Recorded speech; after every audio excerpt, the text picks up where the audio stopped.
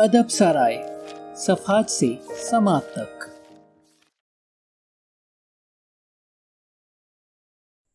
Now you can support us with Easy Paisa and Jazz Cash. We'll accept anything from as low as 1 rupee to as much as you like it. And please, do not forget to subscribe and share us. अब तक के साथ और ताउन का शुक्रिया। मज़ीद ताउन के मुंतज़र। अदब सराय।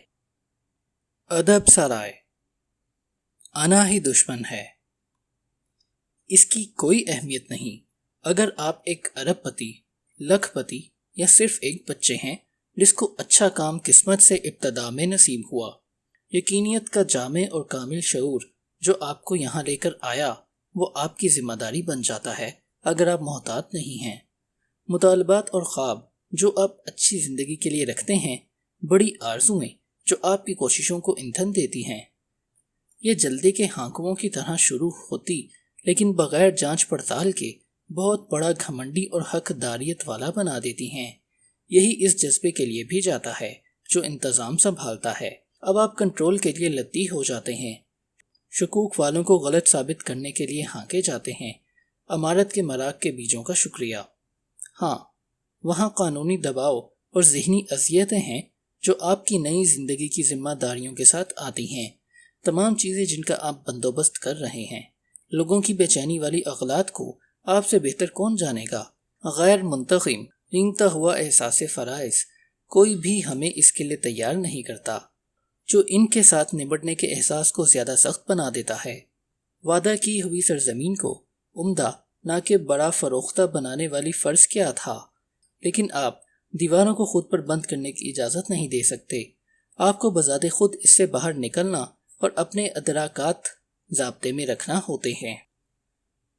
जब आर्थर ली को फ्रांस और इंग्लैंड अमेरिका के सिफारतकारों में से एक की हैसियत से इनकलाबी जंग के दौरान भेजा गया, बजाय इसके कि इसे अपने साथियों सेलास्टेनी और बुजुर्ग सिफारतकार बेंजामिन फ्रैंकलिन के साथ शौक से काम करने का मौका मिलता, वो गुस्सा हो गया और इनकी मज़ाहमत की और शक किया कि वो इसे नापसंद करते थे। हतमी तौर पर फ्रैंकलिन ने इसे एक ख़त लिखा।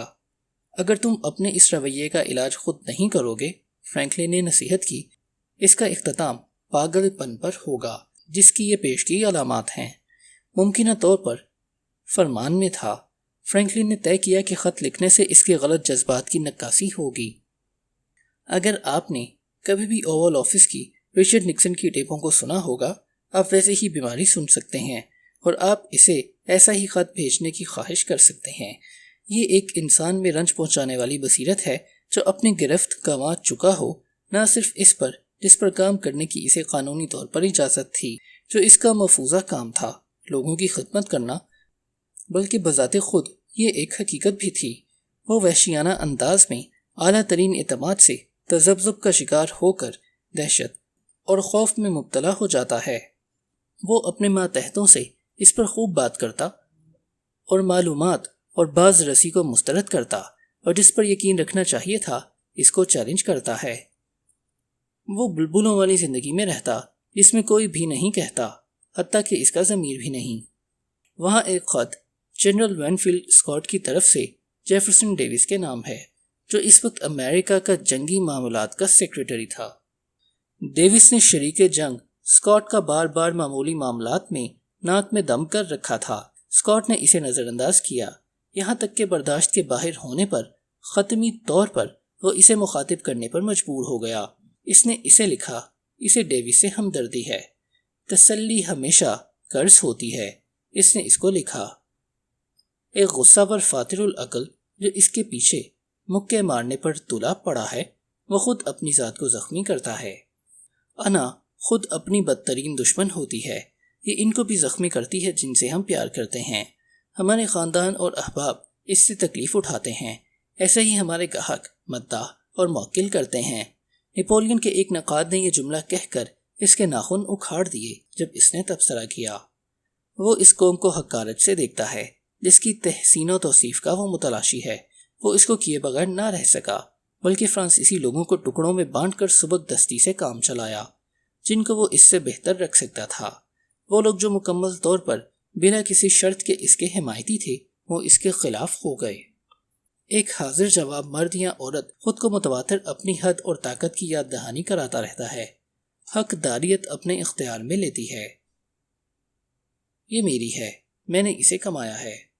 اسی وقت حقداریت دوسرے لوگوں پر قلعے کرتی اور انہیں مدھم کرتی ہے، کیونکہ یہ دوسرے لوگوں کے وقت کی قدر اس لیے نہیں کرتی، وہ اسے اپنے کے مقابلے میں کمتر جانتی ہے۔ یہ پرجوش ملامتی نظمیں اور اعلانات کی ادائیگیاں کرتی ہے۔ یہ ان لوگوں کو تھکا دیتی ہے جو ہمارے لیے ہمارے ساتھ کام کرتے ہیں، جن کے پاس ساتھ چلنے کے سوا کوئی اور انتخاب نہیں ہوتا۔ یہ ہماری خوبیوں کو ہمیں بڑھا چڑھا کر پیش کرتی ہے۔ یہ ہمارے تصورات کو فیاضیانہ فیصلے دینے پر اکساتی اور مزیکا خیز توقعات کو تخلیق کرتی ہے۔ اختیار، کنٹرول کہتا ہے، ان سب کو، حتیٰ کہ معمولی چیزوں کو بھی میرے طریقے سے کیا جانا چاہیے۔ یہ مفلوج کر دینے والی کاملیت یا 10 لاکھ بے ہدف جنگیں ہوتی ہیں جو صرف اس بات کی خاطر لڑی جاتی ہیں، یہ بھی لوگوں کو تھکا دیتی ہیں جن کی مدد ہمیں درکار ہوتی ہے، خاص طور پر خاموش لوگوں کی جو اعتراض نہیں کرتے، یہاں تک کہ ہم انہیں ان کے پھٹ پڑنے والے مقام تک نہ پہنچا دیں۔ ہم کلرک سے ایئرپورٹ پر، گاہک کی خدمت گار نمائندے سے ٹیلی فون پر، اور جو ہمارے دعوے کی جانچ پڑتال کرتا ہے اس سے جھگڑا کرتے ہیں۔ کس مقصد سے؟ حقیقت میں ہم موسم، بازار اور دوسرے لوگوں اپنی کوششوں اور اپنی توانائی پر اختیار نہیں رکھتے، اس کے باوجود یہ تمام بیکار ہیں۔ امارت کا مراغ سوچتا ہے میں ہر ایک پر اعتبار کر سکتا ہوں، میں اس جامعیت میں اپنی ذات سے اور اپنے لیے ہوں۔ یہ کہتا ہے میرے ارد گرد بے وقوف شمع ہیں، یہ کہتا ہے میرے کام پر ارتکاز کرتے ہوئے میری ذمہ داریاں میری ذات کے لیے کافی نہیں ہیں۔ میں متعدد مشینوں کو منظر نامے کے عقب میں چلا سکتا ہوں، اس سے پہلے وہ مجھ پر دسترس حاصل کریں میں ان پر قابو حاصل کر لوں گا اور انہیں واپس ان غیر اہم کاموں کے لیے چن لوں گا جن کا مجھے ادراک ہے۔ ہر ایک کے اس طرح ایک آقا، شراکت دار اور والدین ہوتے ہیں۔ یہ تمام غصہ، افراتفری، جھگڑا، فساد اور ٹکراؤ ہیں۔ یہ کیسے اس کے لیے جاتے ہیں؟ یہ کیسے ختم ہوتے ہیں؟ جو خوف میں ملوث ہوتا ہے وہ اپنے لیے حقیقی خوف حاصل کر لیتا ہے۔ سینیکا نے سچ لکھا تھا کیونکہ اس نے بحیثیت سیاسی مشیر کے امارت کے مراغ کی تباہیاں اعلیٰ ترین سطحوں پر مشاہدہ کی تھیں۔ افسوسناک باز رسی کا پھندہ ہے کہ یہ بے رحمی سے باہر پہلے نمبر کے لیے دیکھتا ہے تاکہ دوسرے لوگوں کی ہم سے لڑائی اور جڑی کھوکھلی کرنے کی حوصلہ افزائی کر سکے۔ وہ اس رویے کو دیکھتا ہے جو وہ واقعی رکھتا ہے۔ یہ کمزوری، عدم تحفظ اور عدم استحکام کے لیے ایک نقاب ہے۔ وہ اپنے احمقانہ پن میں اس کی حفاظت کرتا ہے۔ امارت کا مراغ اس کی ایذاؤں کو تخلیق کرتا ہے جن سے وہ احتراز تلاش کرتا ہے۔ اس طرح وہ مالک کو اس کے وہم اور افراتفری کا قیدی بنا دیتا ہے۔ کیا یہ وہ آزادی ہے جس کو آپ دیکھتے ہو جب آپ نے اپنی کامیابی کا خواب دیکھا تھا؟ ممکنہ طور پر نہیں۔